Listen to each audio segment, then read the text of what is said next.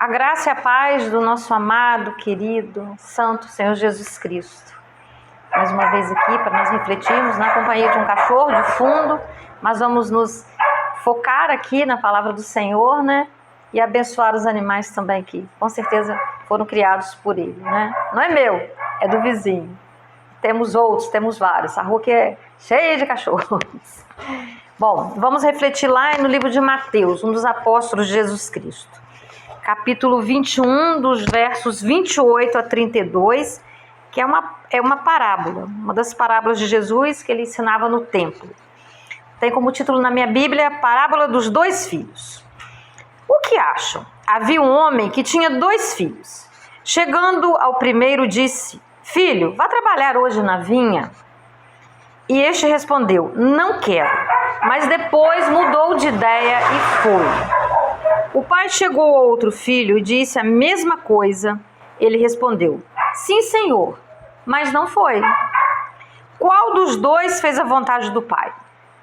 O primeiro, responderam eles. Jesus lhes disse: Digo-lhes a verdade, os publicanos e as prostitutas estão entrando antes de vocês no reino de Deus, porque João veio para lhes mostrar o caminho da justiça, e vocês não creram nele, mas os publicanos e as prostitutas creram, e mesmo depois de verem isso, vocês não se arrependeram nem creram nele. E aí, Jesus usava parábolas para poder pregar a palavra, para poder falar ao povo aquilo que ele tinha para transmitir. E essa parábola dos 2 filhos aqui são as 2 posturas diferentes. Às vezes fala-se que vai se fazer alguma coisa e não se faz. Às vezes fala-se que não vai se fazer alguma coisa e se faz. Então Deus, ele prova os corações. Ele olha bem para dentro de nós, para o nosso íntimo, e ele nos conhece. Muito mais do que nós mesmos nos conhecemos. Nós sabemos que o Senhor é cheio de amor e que Ele tem um imenso amor por nós, porque nós somos filhos amados de Deus. Isso nós temos, essa identidade, precisamos ter essa convicção. Mas precisamos entender também que o amor por si só ele não transforma. O Senhor nos aceita, mas nós aceitamos Ele. Aceitar o Senhor é aceitar toda a palavra dEle.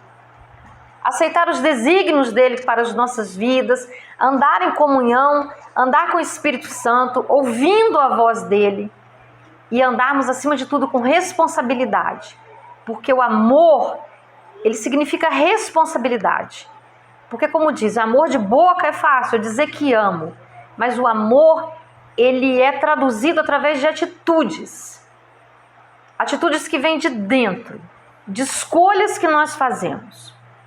Esse filho, por exemplo, ele disse que não ia, mas ele refletiu e ele foi, ele cumpriu aquilo que o pai pediu. Ao passo que o outro disse que ia e não foi. As nossas vidas, as coisas não acontecem de maneira diferente. Às vezes nós temos propósito, nós temos certeza de determinadas coisas, mas não basta só isso. É necessário que estejamos vigilantes todo o tempo, é necessário que peçamos a ajuda do Senhor e dependamos da graça todo o tempo para realizarmos aquilo que é necessário.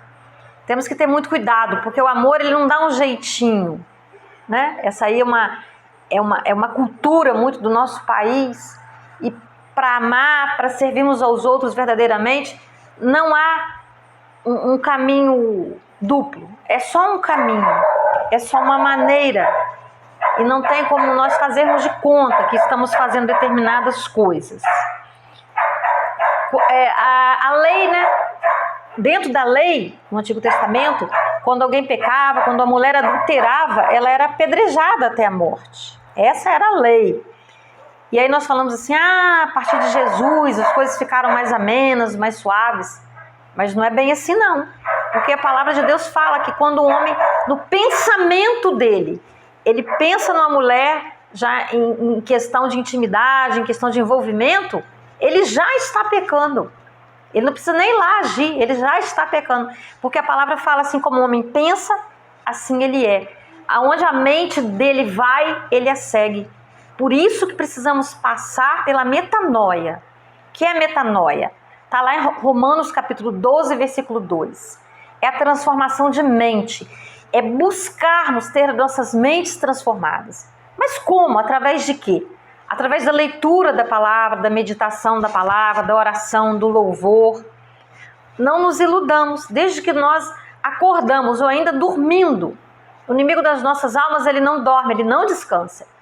E ele quer trabalhar na nossa mente, porque é ali que vai comandar todo o nosso corpo. E a linguagem, a fala, tem um centro no nosso cérebro que dali é o centro da fala. Ele comanda todas as outras funções do nosso cérebro. Então, através da palavra, olha o grande poder da palavra. Eu venho sempre falando isso e vou continuar falando. A palavra pode abençoar e ela pode amaldiçoar. Então, nós temos que ter cuidado. E nós pensamos como? Através de palavra, através de vocabulário. Mas de que a nossa mente está cheia? Daquilo que nós alimentamos a nossa mente. E tudo que nós vemos, que nós ouvimos, seja na internet, na televisão, nos livros, ou vemos pelas ruas, durante o dia, é isso que vai alimentando a nossa mente. E também do que ela já foi alimentada. E a Bíblia nos convida, a palavra de Deus nos convida para nós não nos conformarmos com este mundo, lá em Romanos 12:2, mas que renovemos a nossa mente. Para quê? Para que experimentemos a boa, perfeita e agradável vontade de Deus. É necessário que haja uma transformação. Desde que somos concebidos, gestados, nascemos, nós não escolhemos o lar onde vamos morar, a educação que teremos, a escola que frequentaremos. Isso tudo que nós vivenciamos é de acordo com a vontade de Deus? Ou passamos por determinadas coisas que trouxeram problemas, trouxeram dificuldades, que não estão de acordo com a vontade de Deus? É necessário que nós possamos rever tudo isso, a fim de que haja transformação. Porque assim como eu penso, assim eu sou. Então é necessário pensar no que eu tenho pensado, o que eu tenho de valor dentro de mim a respeito de cada área das nossas vidas. Como que nós pensamos, como que nós valorizamos, como que é isso? E trazer luz da palavra. Mas para que isso aconteça, é necessário que eu tenha uma disciplina, que eu tenha perseverança, que eu realmente leia a palavra de Deus, que eu procure conhecer a palavra de Deus, que eu procure ter o entendimento, a palavra revelada, aquela palavra que Deus vai falar comigo, naquele momento que eu parar, que eu buscar, pedir o Espírito Santo que me oriente, que me ilumine, que me ajude a entender aquilo que Deus tem para a minha vida, aquilo que Deus tem para cada um de nós. Porque ainda que haja bilhões de pessoas sobre a face da terra, Deus nos vê na individualidade. É incrível como que, as impressões digitais, as nossas impressões digitais, ninguém tem a impressão digital igual a do outro. Que Deus é esse? Quanta maravilha que Ele fez, quanta coisa que nós ficamos, extasiados diante de toda a criação. Quando nós contemplamos uma flor, uma pequenina rosa, eu pelo menos vejo isso. As dobrinhas, como que ela é arrumada, uma simples rosa. Simples porque nós todos temos acesso às rosas, mas já parou para observar as dobrinhas dela, os modelos de rosas diferentes que existem? Isso não podemos dizer que isso veio do nada, isso veio de nem sei se eu posso dizer uma inteligência suprema, porque não tem palavras para definir o Senhor e a criação dele. E a Bíblia fala que toda a criação manifesta o Senhor, a sabedoria do Senhor, a grandeza do Senhor. E nós que somos a coroa da criação, com o nosso cérebro, com todo o nosso corpo, a nossa estrutura, uma criança que é gestada no ventre materno, isso é tremendo. E quem é que fez e que faz tudo isso? É o Senhor. Nós nos tornamos também coprodutores, quando gestamos filhos, concebemos filhos, mas quem dá o espírito, quem dá a vida, quem dá o sopro da vida é o Senhor. É Ele que dá, é Ele que tira, Ele que faz todas as coisas. E aí, como eu falei agora há pouco, Deus me aceita, Ele nos ama na nossa individualidade, Ele não ama o pecado, mas Ele nos ama. E Ele nos vê realmente dentro desse processo de busca pela santificação, que é nos tornarmos semelhantes a Deus. E Ele sabe que tudo isso é um processo. Ele sabe que nós somos pó, mas Ele colocou em nós, Ele fez um plano de vida maravilhoso. Lá, Adão e Eva, vamos dizer, o plano A não deu certo, mas Ele já tinha o plano B, que é Jesus Cristo. nos dando o Espírito Santo, porque Ele sabia que sem a presença do Espírito Santo nós não conseguiríamos. Nós precisamos dessa presença que nos fortalece, que nos leva a ir além, a pensarmos de maneira profunda, de maneira espiritual, a vermos a vida, sim, que é a vida que nós temos, é a vida natural, mas nós podemos avançar, mas só podemos avançar e viver além do natural, no sobrenatural, e esperando de Deus coisas maravilhosas, a partir do momento que nós realmente tomamos posse dessa realidade que é a presença do Espírito Santo. O Espírito Santo é o consolador, é o curador, é o companheiro, é o amigo, é aquele que nos conforta, que nos consola, é a presença do próprio Deus, que Ele não veio nos visitar, Ele veio para habitar em nós, Ele veio para ficar em nós. E isso até para nós entendermos, para nós pensarmos, é necessária a ajuda dEle, porque é algo muito profundo, é algo tremendo nas nossas vidas. E muitas vezes nós precisamos pedir a Deus essa consciência, porque às vezes vivemos na religiosidade. O que é a religiosidade? É o cumprimento de regras, de lei, eu vou orar durante meia hora, eu vou na igreja tal dia, eu vou fazer isso, eu vou fazer aquilo. Mas e o relacionamento com Deus, que é dinâmico, que é vivo? É onde eu posso me sentar, que eu posso conversar com Deus, eu posso abrir o meu coração, eu posso falar das minhas dificuldades.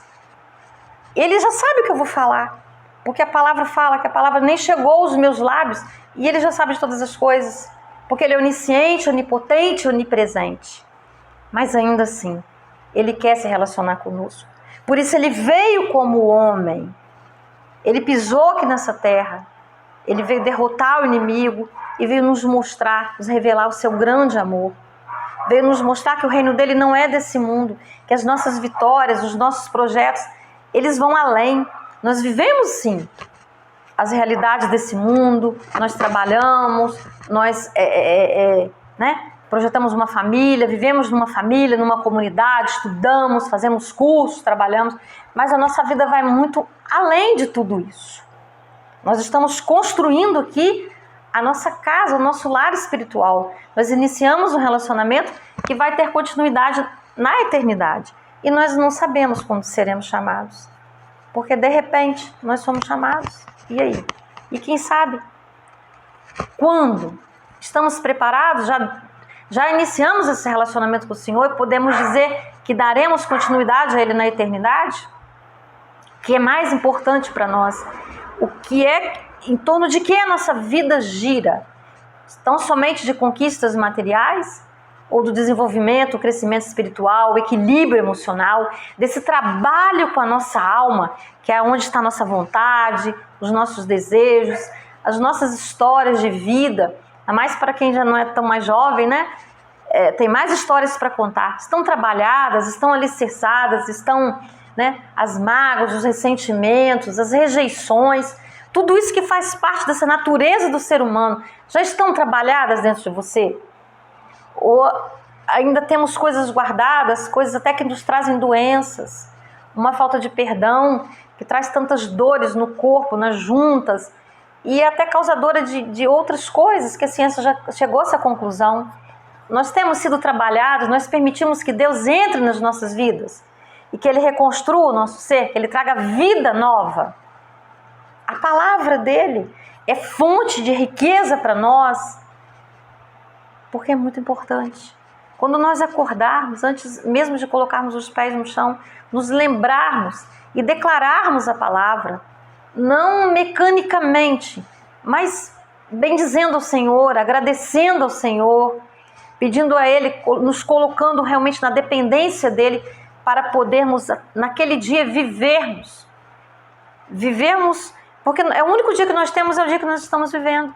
Hoje já até passou, nós só temos essa noite, temos esse momento agora, mas vivemos sim projetos, vivemos planos, isso tudo faz parte, mas colocamos, né? Se Deus quiser, se Ele quiser, faremos isso, a Bíblia fala, faremos, iremos, viajaremos, compraremos. O Senhor nos abençoe e nos ajude, porque tudo está nas mãos dEle. E voltando aqui, né? Os dois filhos, o Senhor que nos leva nessa analogia, essa comparação E ele fala aqui das prostitutas, daqueles que creram. E a Bíblia está recheada desses exemplos. O Senhor veio para um determinado povo e esse povo não aceitou. As duas pessoas que o Senhor cita na Bíblia que tiveram mais fé não foram o povo para o qual ele veio. Né? Aquele soldado que disse, olha, eu falo, dou ordem, então se o Senhor falar lá, o meu soldado lá onde, na casa dele, ele vai ser curado. E aquela mulher também que falou, Senhor, cura minha filha, até os cãezinhos, né, comem das migalhas do pão. E nenhum deles era o povo de Deus, eram gentios. E nós somos os gentios também. Mas depende da nossa fé, de nós aceitarmos o Senhor, de nós desejarmos viver de acordo com a vontade dEle. Ele veio para todos nós. E a fé é a base disso tudo. Sabe, não é fé na nossa fé, mas a fé em Deus. Porque um tanto de fé Deus já colocou sobre cada um de nós. Mas depende de nós trabalharmos essa fé. Como Filipenses capítulo 2, o verso, se não me engano, 12 ou 13. Olha lá. Vamos trabalhar a nossa salvação. Precisamos trabalhar. Precisamos desenvolver. Precisamos ser diligentes, vigilantes, perseverantes, disciplinados. Porque sem disciplina nós não vamos chegar a lugar nenhum. Sem a disciplina, a vida precisa dessa disciplina. A terra, a arrumação da terra, a natureza da terra é toda disciplinada. Imagina se o sistema solar não houvesse disciplina, se os planetas não girassem em torno do Sol numa ordem, sairia batendo tudo, destruindo tudo. Como que a nossa vida, que é tão preciosa, ela vai ser vivida sem disciplina, sem horário, sem uma direção, sem um norte? E que a nossa direção maior seja realmente esse relacionamento com Deus, essa busca pela vontade dEle, viver no mandamento maior, que é amar a Ele sobre todas as coisas, é dar a Ele a glória, dar a Ele o primeiro lugar nas nossas vidas, amar a nós mesmos, para termos condição de amar o nosso próximo, condição de perdoar, de estar com os nossos corações, não na nossa força, porque o perdão ele não é um sentimento, ele é uma decisão que nós temos. Mas volto a dizer, só pela graça de Deus, com a ajuda dele, para nós perdoarmos as ofensas, para nós ressignificarmos a nossa vida, ressignificarmos as situações, compreendermos o outro, o limite do outro, porque nós não andamos, vamos dizer, né, com os calçados dele, não estamos dentro do coração dele, só Deus conhece. Então as pessoas às vezes têm muitas dificuldades, porque elas ainda estão presas a sentimentos, a histórias não trabalhadas, a sentimentos não trabalhados, não digeridos, não ressignificados. Porque a base das nossas vidas são os relacionamentos. E é nos relacionamentos que nós tropeçamos, que nós nos embolamos, porque o nosso ego é vivo. Ego, nosso eu, para mim, meu. E é só no exercício do amor, do desprendimento, que nós teremos relacionamentos saudáveis, que nós poderemos atender o pedido de um pai, como o Senhor aqui pediu ao filho que ele fizesse alguma coisa. E o Senhor hoje nos pede. Ele pede a cada um de nós que façamos alguma coisa. Mas não adianta a gente fazer de conta que está fazendo. A gente precisa realmente certificar de que está fazendo. Nós vemos, né, a própria descendência de Jesus. Raabe foi uma prostituta. E ela não foi o povo para o qual Deus veio. Mas ela está dentro da descendência de Jesus. E aí? Porque ela realmente amou. Ela realmente teve um coração sensível. Ela aceitou, ela quis participar e Deus a honrou, né? E nós sabemos que o histórico das mulheres não é um histórico muito bonito, elas não eram nem contadas, muito menos as crianças. E a partir de Jesus houve uma honra para as mulheres, houve um reconhecimento. Tantas mulheres que permeiam a história bíblica, né? Então, meu querido irmão que está ouvindo essa pregação nesse momento, né? Fazer a vontade do Pai. Qual é a vontade dele? Nós sabemos que ela é boa, que ela é perfeita, que ela é agradável. E que a nossa oração mais poderosa, mais significativa seja aquela oração que nós perguntamos: Senhor, qual é a sua vontade para a minha vida? Tem gente que tem medo de perguntar. Mas na nossa vontade, as coisas podem não dar certo, porque nós não temos a sabedoria que Deus tem. Nós não conhecemos o amanhã tal como Ele conhece. Nós nem mesmo nos conhecemos tal qual Ele nos conhece. Por isso é importante pedir a Ele que nos dê o conhecimento da vontade dEle. e força, que é a graça para viver essa vontade. Meu amado, que você seja abençoado com essa palavra. Eu não tenho forças para ir além, porque a palavra fala, não é por força nem por violência, mas pelo Espírito de Deus. Que o Espírito de Deus que habita em mim, que habita em você, te capacite e te ajude a compreender na profundidade qual é a vontade de Deus para a sua vida.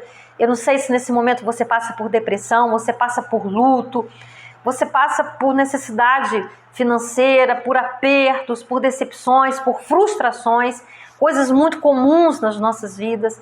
Mas eu peço que o Senhor te visite, que Ele te dê forças, que Ele te dê renovo, que Ele te dê recomeço, que Ele te cure, porque Ele tem a cura para nós. E a cura mais maravilhosa e importante que Ele pode fazer é a cura do nosso coração. Uma vez que o nosso coração é curado, que a nossa mente é alinhada com o Senhor, todas as demais curas vêm. E às vezes elas não acontecem no mundo físico, mas elas acontecem por dentro. E a maior cura, o maior presente que nós podemos receber é recebermos o reino dos céus dentro de nós. É recebermos o Senhor, é vivermos em harmonia com Ele e com a vontade dEle. Que Deus te abençoe e que você possa receber tudo isso e muito mais, em nome de Jesus. Mais uma vez te peço, nos dê uma força, acesse o canal, compartilhe esse vídeo, peça a algum amigo para se inscrever, para ouvir, ver algum vídeo, para ser também agraciado com a palavra de Deus. Deus te abençoe em nome do Pai, do Filho e do Espírito Santo. Amém. E não se esqueça que a igreja ela começa amanhã, que nós somos a igreja do Senhor Jesus, a igreja viva, nós que vamos representar o Senhor e que representemos isso com autoridade, com graça, com excelência. Um grande abraço.